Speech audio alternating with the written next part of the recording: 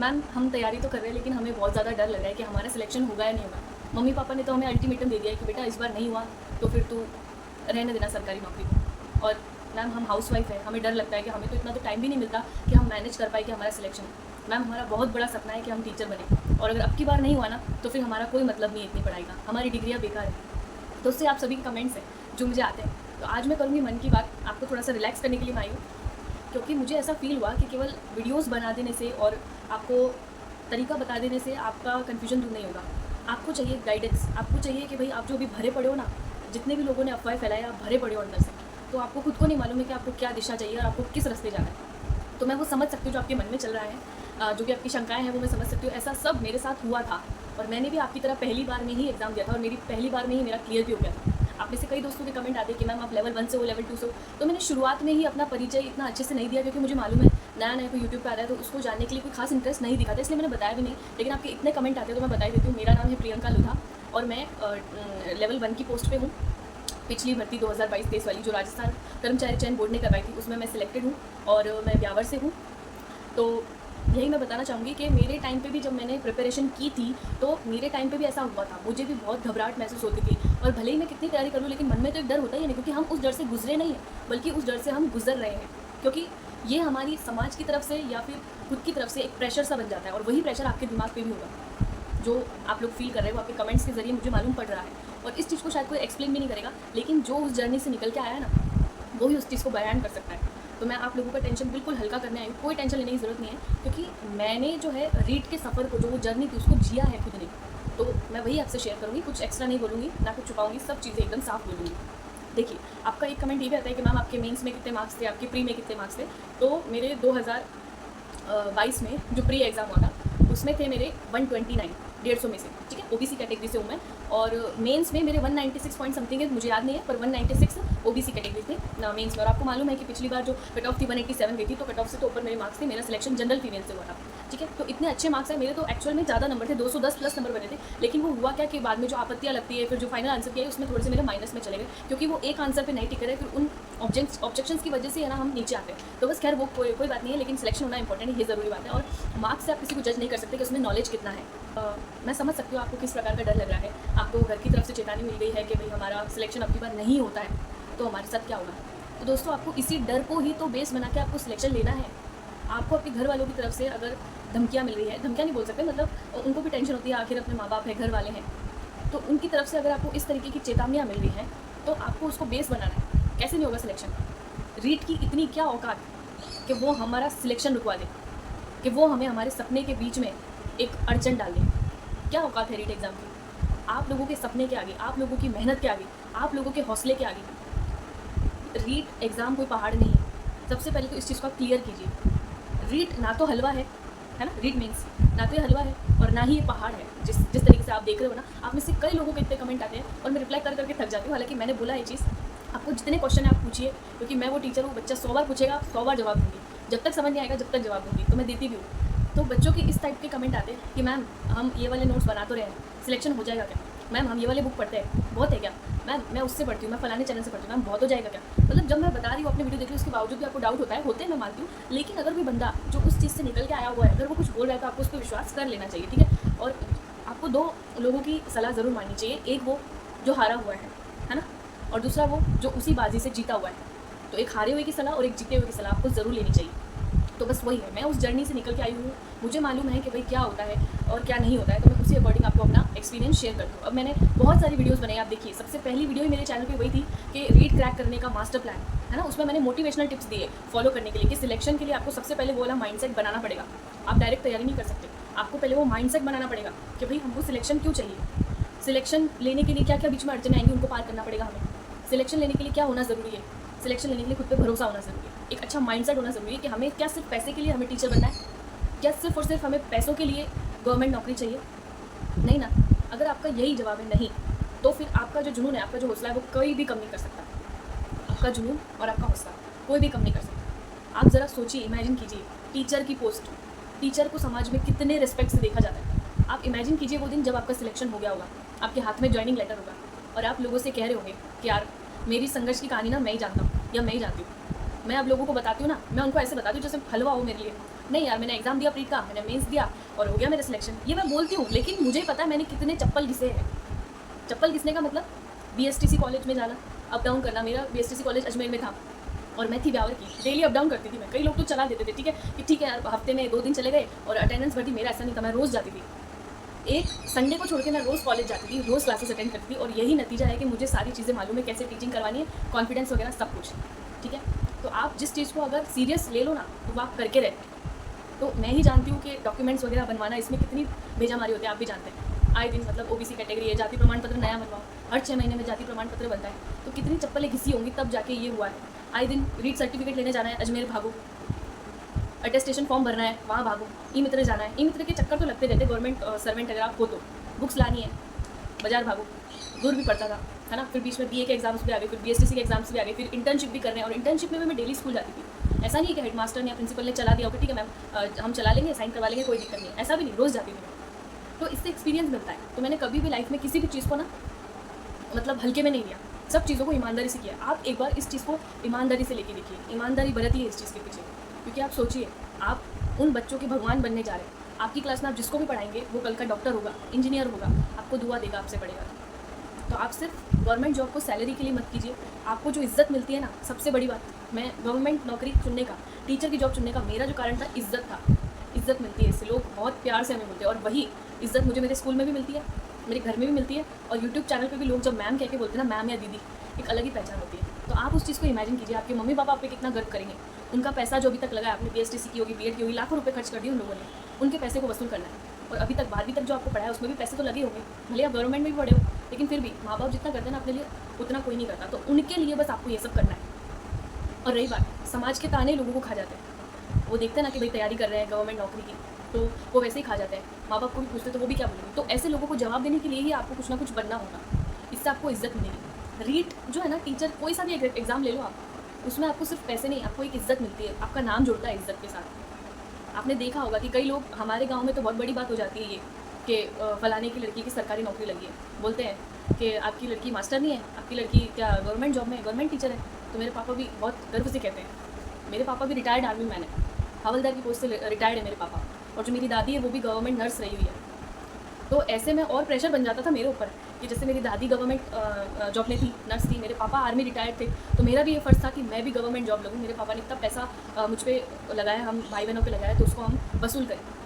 तो शुरू से मेरा ये था। तो आपको भी बस वही करना है, आपको किसी की बातों में नहीं आना, आपको सिर्फ अपने माँ बाप की तरफ देखना है, आपके माँ बाप का नाम आपको रोशन करना है। और सबसे बड़ी बात ये कि आपको अड़चन आ रही है ना कि मैम हमें डर लगता है, तो डर के लिए यही इलाज है, आप 2 महीने, सिर्फ और सिर्फ 2 महीने आप एक बार सिलेबस में घुस जाओ आप बिल्कुल, मतलब सिलेबस को रट डालो। आप एक PDF निकलवा लीजिए, सिलेबस में वो टॉपिक को टिक लगाते जाइए जो आपके हो गए, रोते गाते ही सही, ठीक है, टिक लगा लीजिए। कैसे भी करें, आपने रिवाइज़ कीजिए उसको, बार बार प्रैक्टिस से होगा। अब आपके लिए राजस्थान जी के नया है तो इसमें आपकी भी गलती नहीं है। मेरे लिए भी ज़ीरो था राजस्थान जी के, मेरा जो था ना शुरू में जब मैंने तैयारी की, मेरे लिए भी मतलब मुझे आता नहीं था इतना, लेकिन मैं प्रैक्टिस करती गई, मुझे राजस्थान जी के से बेस्ट कुछ नहीं अच्छा लगा। फिर आपको मालूम है जब अपन तैयारी करते हैं ना, सिलेबस में घुस जाते हैं ना और ठान लेते हैं ना कि यार मेरे को ये करना ही करना है, कंप्लीट सिलेबस कंप्लीट करना ही है, तो अपना जो लक्ष्य है ना, वो कहने का मतलब ये है कि जब हम तैयारी करते हैं ना, तो फिर हमको रीट एग्ज़ाम नहीं दिखता, अपने को लगता है कि कभी ये सिलेबस कंप्लीट हो पहले। तो आपकी तैयारी के बीच में और आपके सिलेक्शन के बीच में एक बड़ी दीवार है, वो है सिलेबस की। तो आपको सिलेबस को पहले कवर करना है। अब कई लोगों की ये भी कमेंट आते हैं कि मैम पहले नोट्स नहीं बनाए तो चलेगा क्या? अरे भाई आप ये सोचिए कि आप नोट्स नहीं बनाएंगे तो किताब वाला आपके दिमाग में नहीं आएगा एग्जाम के टाइम पे। आपके हाथों से लिखे हुए नोट्स, वो राइटिंग आपको दिमाग में याद आएगी और ऑप्शंस देख के अच्छे अच्छों की हवा निकल जाती है। तो इसीलिए मैं कह रही हूँ नोट्स बनाइए। और जैसे आपने अभी जीरो से भी स्टार्ट किया ना दोस्तों, 8 महीने कोई कम नहीं होते। मेरे पास भी 8 महीने थे तैयारी के लिए, वो भी जीरो से मैंने शुरुआत की थी, जीरो से, बिना कोई कोचिंग, बिना कोई ऑनलाइन कोर्स, बिना कोई टेस्ट सीरीज़, केवल बुक्स, नॉर्मल यूट्यूब चैनल्स और मेरे नोट्स, बस। तो आपको किसी के नोट्स देखने की भी ज़रूरत नहीं है, आप नोट्स अपने बनाइए। आप यूट्यूब कोई भी चैनल देखिए, जैसे मैंने गौरव ज्ञान धारा बताया, उत्कर्ष बताया, मुकेश पंचोली बताया, एग्जाम अखबार बताया, बहुत चैनल बताया। ऐसी वीडियो भी है मेरी 2nd नंबर वाली, जिसमें मैंने बुक्स और टाइम टेबल वाली वीडियो बना दी, उसमें आप देख लेना। तो उसमें मैंने क्या किया है, सब कुछ बताया है।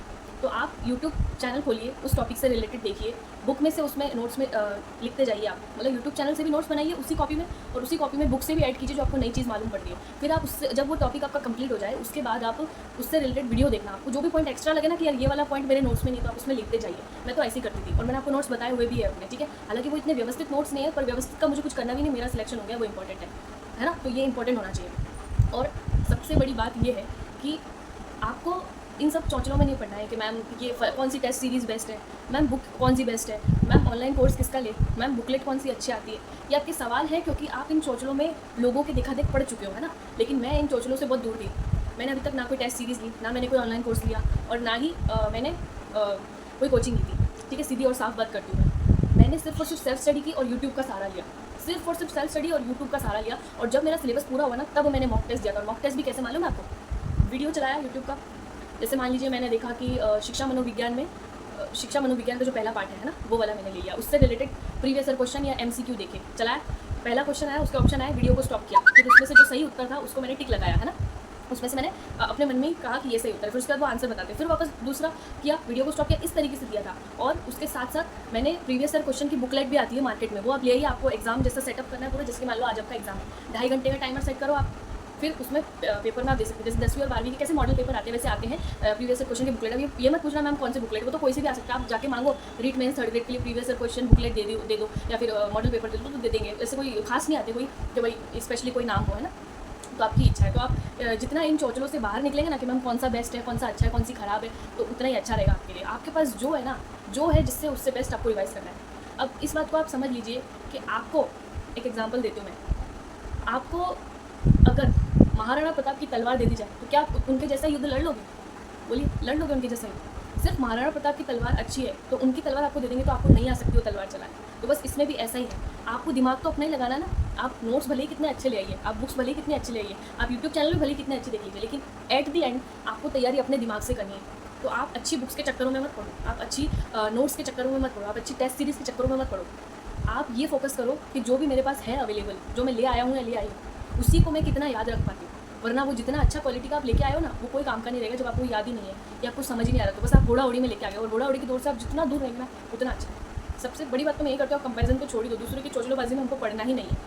ठीक है, ये तो आप कमेंट करते हो, आपको यूँ ना लगे कि मैम कमेंट नहीं करती इसलिए मैं कमेंट कर देती हूँ, हाँ भाई ये बेस्ट है, ये बेस्ट है ना। मैं बता देती हूँ कि हाँ भाई नाथ पब्लिकेशन के लिए आओ, हाँ भाई दीनवाल के लिए आओ। तो मैं किसी चीज़ का प्रचार नहीं करती, मैं यही बोलती हूँ जो आपके पास अवेलेबल है ना वो एकदम बेस्ट है, आप उसमें से भी निकाल सकते हो। रीट के लिए या कोई भी गवर्नमेंट एग्जाम के लिए कोई भी चीज़ बुरी या अच्छी नहीं होती। अच्छा होना चाहिए आपका माइंड सेट। और अगर आपका माइंड सेट ही क्लियर नहीं है ना, आपको शुरुआत में ही दिक्कतें आ रही है ना कि भाई आप इन्हीं चौचलों में पढ़ के रह जाओगे और यहाँ रीट का एग्जाम आ जाएगा मेंस का।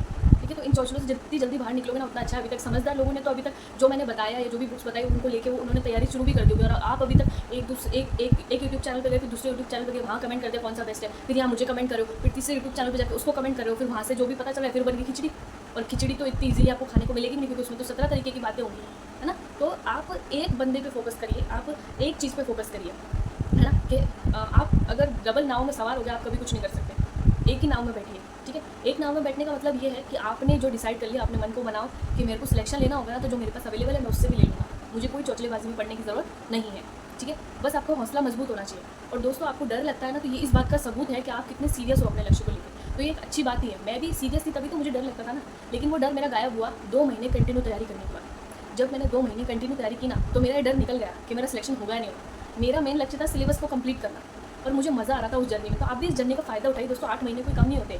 तो आप मज़ा उठाइए इस चीज़ का, यार कैसे मैं मतलब जल्दी से सिलेबस कवर कर दूँ, फिर रिवाइज़ करूँ, और मज़ा आता है दोस्तों। मैं तो नींदों में भी फैक्ट चलते थे, राजस्थान में कितने ज़िले हैं, राजस्थान का वो वाला मंदिर कौन से ज़िले में है, उस मंदिर की क्या खास बातें, उस राजा का बेटा ने ऐसे किया, उस राजा के बेटे का जन्म कब हुआ था, उसने किससे संधि की, ये सब इतने फैक्ट चलते थे ना, मैं क्या बताऊँ। मेरे को हर चीज़ में वही बातें सूझती थी। और अगर आपको ऐसा लगता है कि हमें कोई चीज़ याद नहीं होती, तो आप उसको ट्रिक्स से ही याद कीजिए। जैसे मैंने मनोविज्ञान की ट्रिक्स वाली वीडियो ला रखी है, मनोवैज्ञानिक परिभाषाओं की, तो आपको मुझे मालूम है अभी तक 10-15 परिभाषाएं तो यूँ याद हो गई होगी, और वो कभी आप भूलोगे भी नहीं, इस बात की गारंटी और देता हूँ मैं। प्लस इंग्लिश के लिए आपके बहुत कमेंट आते थे कि मैम इंग्लिश की जो इंग्लिश सब्जेक्ट है वो हमें समझ में नहीं आता ईजिली।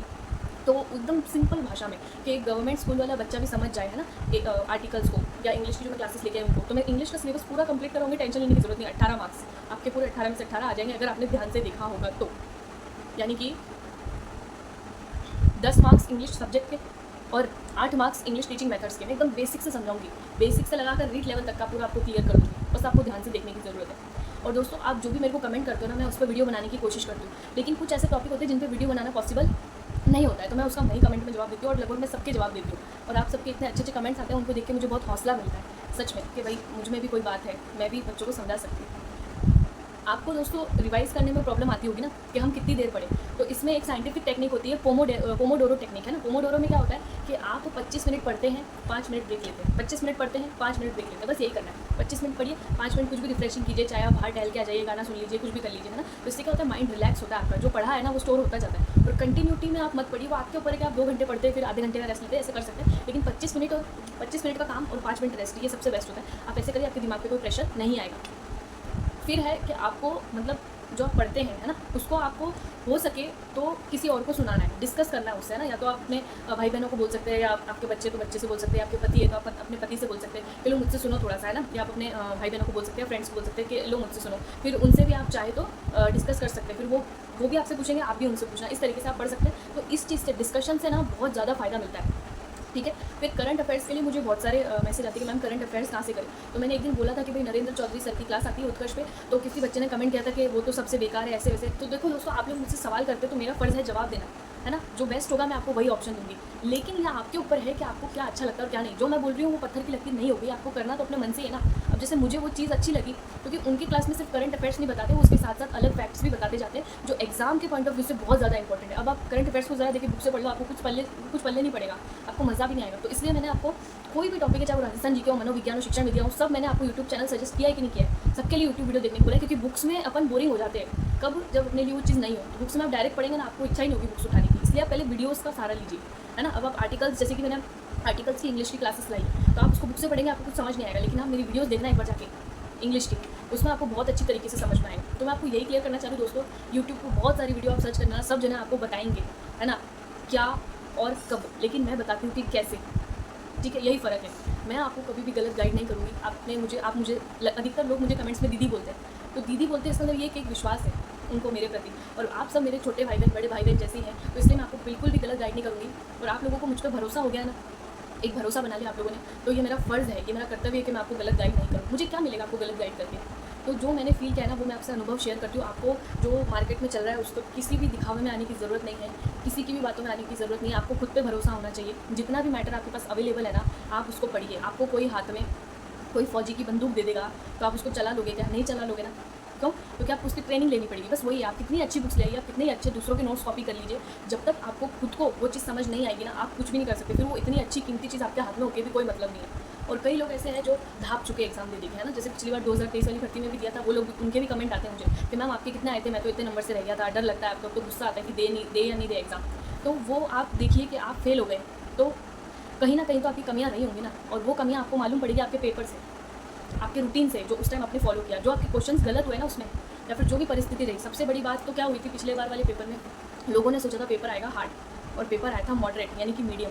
राजस्थान जी के सबकी कवर थी, लेकिन स्कूल सब्जेक्ट और शिक्षण विधियों ने लोगों को फंसा दिया। अब एग्जाम सेंटर में ये हो गया था गेम लोगों के साथ। तो गेम क्यों हुआ? वो मेंटली प्रिपेयर नहीं थे। तो हमें सबसे पहले मेंटली प्रिपेयर ही होना है, क्योंकि वहाँ एग्जाम सेंटर में वो 150 क्वेश्चंस जो होते हैं ना, वो कोई बड़ी बात नहीं होती। बड़ी बात होती है अपने एटीट्यूड, अपना पॉजिटिव एटीट्यूड। लोगों के तो हाथ कांपते हैं ऐसे ऐसे, और वो क्या करते हैं, OMR शीट जो होती है ना, उसमें पहले वाला छोड़ दिया और बाकी के भर दिए, तो फिर सारे के सारे सीक्वेंस गलत हो जाते हैं। ऐसी गलती दोस्तों अपने को नहीं करनी है। आधे लोग तो वही गलती करते हैं। तो आपने कितना पढ़ा है वो मैटर नहीं करता, आपको उस जर्नी को जीना है, उस सफ़र को जीना है। आपको रीट वाले सफ़र को, बहुत शानदार सफ़र है दोस्तों। ये मैंने जिया है ना, मुझे बहुत अच्छा लगता है कि मैंने क्या संघर्ष किया था, और संघर्ष के बाद में जो सफलता मिलती है ना, उसकी बात ही अलग होती है। मुझे आज भी अपने वो दिन याद आते हैं, और अब मैं आपको गाइड करती हूँ ना, तो मुझे और भी अच्छा लगता है, क्योंकि मैं उस टाइम को जीती हूँ, और उस चीज़ को जीत के मैं आई हूँ, और आप लोगों को गाइड कर रही हूँ। तो दोस्तों, आप मेरे भाई बहन हो, इसलिए मैं आपको गाइडेंस दे रही हूँ। आप मुझ पर विश्वास कीजिए, जो मैं बोलती हूँ उसको फॉलो कीजिए। सारे पर्सनल एक्सपीरियंसेस मैं आपके साथ शेयर कर रही हूँ। हाउस वाइफ्स के मुझे बहुत कमेंट आते थे, तो हाउस वाइफ्स पे मैंने वीडियो बना दी है, और यहाँ तक कि टाइम टेबल से रिलेटेड भी मैंने वीडियो बना दी है। टाइम टेबल आप ज़रूरी नहीं मेरा फॉलो करो, आप कैसे भी फॉलो कर सकते हैं। एकदम डिटेल में मैंने टाइम टेबल वाली वीडियो बनाई थी, बुक्स वाली वीडियो भी मैंने बनाई थी। फिर मैंने एक वीडियो ऐसी भी बनाई थी, आपके बहुत कमेंट आते थे कि मैम एक ऐसी वीडियो बनाइए जिसमें ये हो कि किस टॉपिक से कितने ज़्यादा प्रश्न आते हैं, और किस टॉपिक से कम आते हैं, किस पे ध्यान देना है, किसको छोड़ना है। ये वाली वीडियो भी आपको मिल जाएगी। मेरे चैनल को आप सब्सक्राइब कर लीजिए अगर आप नए हैं तो आपको इन्फॉर्मेटिव चीज़ें मिलेगी। और मुझे वीडियो लाने में थोड़ा टाइम लग जाता है, क्योंकि मैं रिसर्च करके वीडियोज़ बनाती हूँ, ऐसे डायरेक्ट नहीं डाल देती हूँ। तो इसलिए दोस्तों थोड़ा टाइम लगता है। मैंने SST लेवल 2 के लिए भी एक वीडियो बनाया था, जिसमें मैंने बताया था कि आपको कौन सी बुक्स लानी चाहिए, किस तरह का टाइम टेबल आपको फॉलो करना चाहिए। हालांकि मैं लेवल 2 से नहीं हूँ, इतनी जानकारी भी नहीं रखती, लेकिन रिसर्च करके मैंने ये वीडियो ज़रूर बनाया था, तो आप उसको भी देख सकते हैं। फिर बात आती है कि मुझे कई कमेंट्स आए, लड़कों के आए कि मैम अब तो 50% महिला आरक्षण वाला मामला आ गया है, तो अब हमारा सिलेक्शन तो होगा कैसे? हम तो चले चतुर्श्रेणी कर्मचारी भर्ती की तरफ, क्योंकि हमारा तो होगा नहीं, लेडीज़ ने तो सीट घेर ली है, ऐसे वैसे। तो दोस्तों, आप वो उन 50% पे क्यों ध्यान दे रहे हो? जो आपके नहीं है। आपको उन 50% पे ध्यान देना है जो आपके हैं। कोई बात नहीं, लेडीज़ को मिल गया 50% आरक्षण, पर लेवल 1 में तो मिला, और बाकी जो 50% है आप उस 50% पे फोकस कीजिए। आपको 50% से फ़र्क नहीं पड़ना चाहिए, आपको उस एक सीट से मतलब होना चाहिए जो आपके लिए बुक है, ठीक है। आपको दूसरों से कोई मतलब नहीं होना चाहिए। आप ये सोचिए मत कि रीट में आपके पास कितनी पोस्ट है, कोई फ़र्क नहीं पड़ना चाहिए। अगर आपकी तैयारी तगड़ी है ना, तो उन 7,000 में से एक सीट आपके नाम हो रखी है। मैं भी यही सोचती थी।